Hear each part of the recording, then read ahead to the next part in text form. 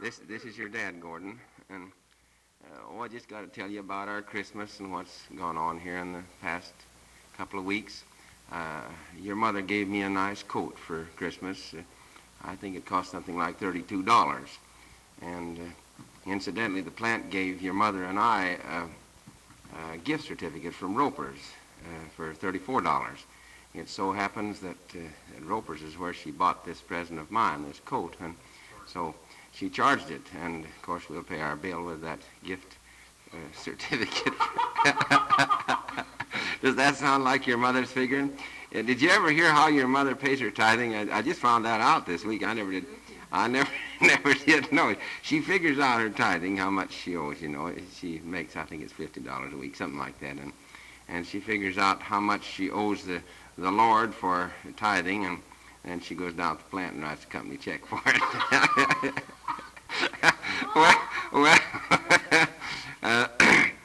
She's got a little to tell you about her Christmas present I bought her, and I've got a whole lot the same way of paying for that she figures out on mine.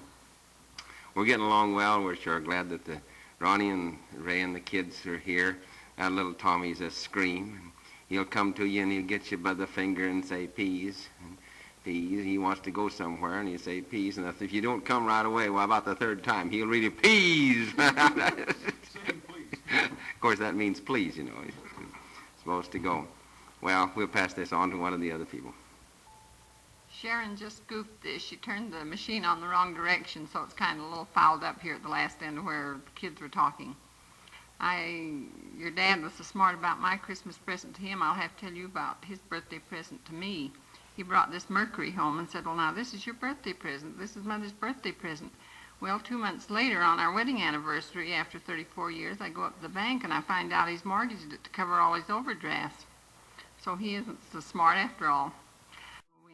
Sharon and Gary are home this weekend. We sure had enjoyed having them here, and they're just now getting packed, ready to go back to Ogden.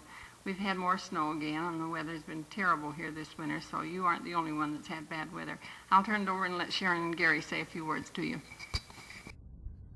Marion and I have spent this afternoon putting these songs together at the request of both Sharon and Nola Jean, so that the grandkids will have a little better understanding of what their grandpa was like. Marion suggests that I do something to help fill up the balance of the tape here other than singing. And so as I reminisce back, I remember the first Christmas that I believe that I ever had. I was about 6 years old at that time. We were in Raymond, Alberta, Canada, out there on a ranch across the creek. And they were having a Christmas party, and my mother was preparing me for that party. I was on the program. And my sisters had taught me a recitation. And they also taught me how to say the ABCs, both forward and backwards. So as I went to that party, I gave this recitation. I've got a tiny little brother all tucked down in the crib by mother. He looks as if he's run a race because he has the reddest face. Mine gets red, too, when I am tan from playing in the seaside sand. But mother rubs a cold cream white on my skin every night. And so I gently tiptoed in and rubbed cold cream on baby's skin. He squirmed and didn't like the game. And then he yelled, and Nursey came. I'm doing penance now for fair. I'm tied down in the rocking chair. At that time, about in that time, the school was having a party, and our class was being called upon to say the ABCs, and they were having an awful time. The kids, as they get up to say the ABCs, they couldn't hardly say them.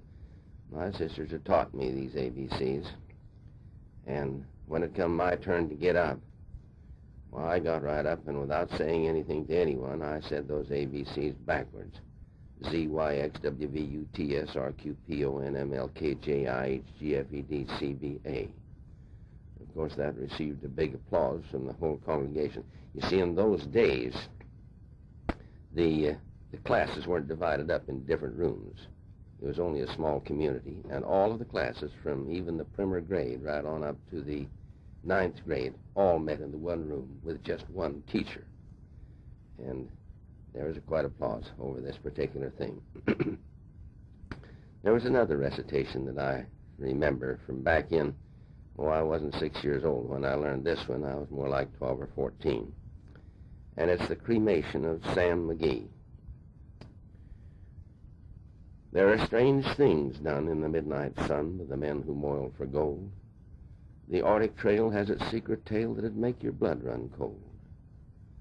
The Northern Lights have seen queer sights, but the queerest they ever did see was that night on the marge of Lake LaBarge, where I cremated Sam McGee. Now, Sam McGee was from Tennessee, where the cotton blooms and blows. And why he left his home in the South to roam round the pole, I wouldn't know. He was always cold, but that land of gold seemed to hold him like a spell. He'd often say in that homely way, I'd rather live in hell. One Christmas day, we were mushing our way over the Dawson Trail.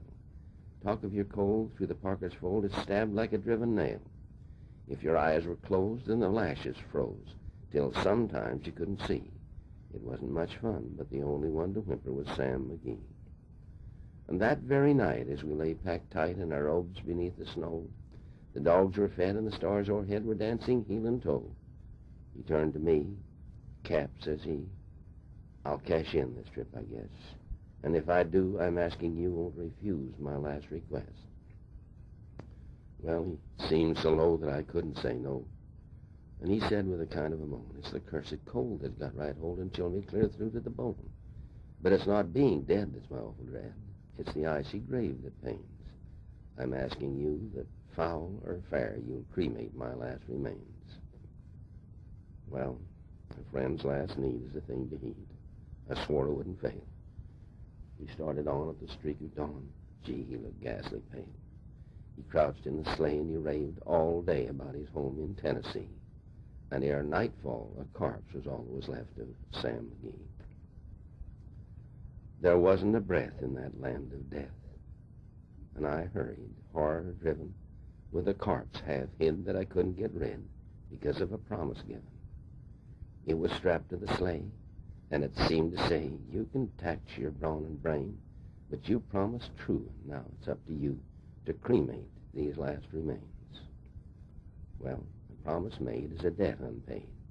The trail has its own stern code. In the days to come, though my lips were dumb, in my heart how I loathed that load. And by the long, long nights, by the lone firelights, while the huskies round and ring howled out their woes to the homely snows, gee, how I cursed that thing. And every day that quiet clay seemed to heavier, heavier grow. Though on I went, though the dogs were spent and the grub was getting low. The trail was bad, and I felt half mad, but I swore I wouldn't give in. I'd often sing to the hateful thing, but he would hearken with a sort of a grin, until I came to the marge of Lake LaBarge, and an old derelict there lay. It was jammed in the eyes, and I saw in a thrice it was called the Alice May. I looked at it, and I thought a bit. Then I looked at my frozen chum. And here, says I, with a sudden cry, is my crematorium. Some plank I tore from the cabin floor, and I lit the boiler fire. Some coal I found that was laying around, I piled on higher and higher. The flames just soared and the furnace roared. Such a blaze you seldom see. And I burrowed a hole in that glowing coal, and I stuffed in Sam McGee. Then I made a hike, because I didn't like to hear him sizzle so. The heavens scowled, and the huskies howled, and the wind began to blow. It was icy cold, but the hot sweat rolled down my face, and I don't know why. The greasy smoke in an inky cloak went streaking down the sky. I do not know how long in that snow I wrestled with grisly fear, but the stars came out and danced about before again I ventured near. I was sick with dread, but I bravely said, I'll just take a peek inside. I think he's cooked, and this time I've looked, so the door I opened wide. And there sat Sam, looking cool and calm in the heart of that furnace roar. He wore a smile you could see for a mile, and he said, please close that door. It's warm in here, but I greatly fear you let in the cold and storm. Since I left Plum Tree in Tennessee, this is the first time I've been warm.